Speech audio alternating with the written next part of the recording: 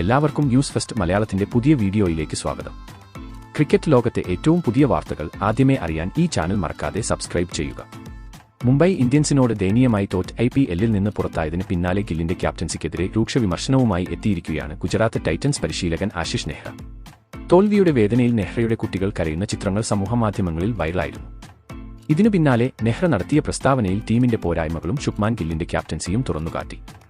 ഈ തോൽവി അതീവ ദുഃഖകരമാണ്. മുല്ലൻപൂരിലെ കളിക്കളത്തിൽ ഞങ്ങൾ പൂർണ്ണമായി തയ്യാറെടുത്തിരുന്നു.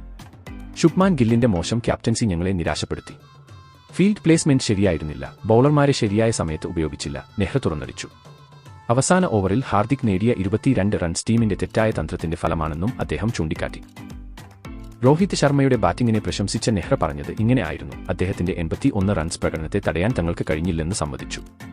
രോഹിത്തിന്റെ 3 ക്യാച്ചുകൾ ഞങ്ങൾ ഉപേക്ഷിച്ചു. ഇത്തരം തെറ്റുകൾ ചെയ്യുമ്പോൾ തോൽവിക്ക് അർഹനാണ്, നെഹ്റ കൂട്ടിച്ചേർത്തു. രോഹിത് ക്രീസിൽ നിലയുറപ്പിച്ചാൽ ബുദ്ധിമുട്ടാകുമെന്ന് അറിഞ്ഞിട്ടും ഗിൽ ശരിയായ സമയത്ത് ബൌളർമാരെ മാറ്റുകയോ ഫീൽഡ് സെറ്റ് ചെയ്യുകയോ ചെയ്യാത്തത് ക്യാപ്റ്റൻസിയുടെ പോരായ്മയാണെന്നും അദ്ദേഹം പറഞ്ഞു. ഹാർദിക് പാണ്ഡ്യയുടെ പ്രകടനത്തെ നെഹ്റ അഭിനന്ദിച്ചു.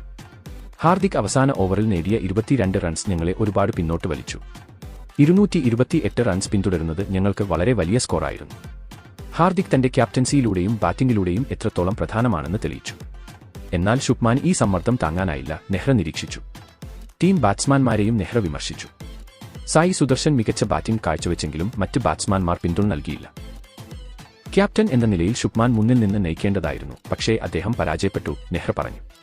ബുംറയുടെ യോർക്കറിൽ വാഷിംഗ്ടൺ സുന്ദറിന്റെ വിക്കറ്റ് വീണത് തോൽവിയിലെ വഴിത്തിരിവാണെന്നും അദ്ദേഹം കൂട്ടിച്ചേർത്തു. ഈ തോൽവി എനിക്ക് വളരെ ദുഃഖകരമാണ്. എന്റെ കുട്ടികൾ സ്റ്റാൻഡിൽ ഇരുന്ന് കരയുകയായിരുന്നു.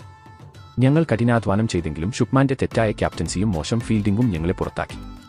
അടുത്ത സീസണിൽ കൂടുതൽ ശക്തമായി തിരിച്ചുവരും, നെഹ്റ പറഞ്ഞു. ഇതിനെപ്പറ്റി നിങ്ങളുടെ അഭിപ്രായങ്ങൾ എന്താണ് എന്ന് താഴെ കമന്റ് ചെയ്യുക. അപ്പോൾ ഇതുപോലത്തെ കൂടുതൽ ക്രിക്കറ്റ് വാർത്തകൾക്കായി ഈ ചാനൽ മറക്കാതെ സബ്സ്ക്രൈബ് ചെയ്യുക.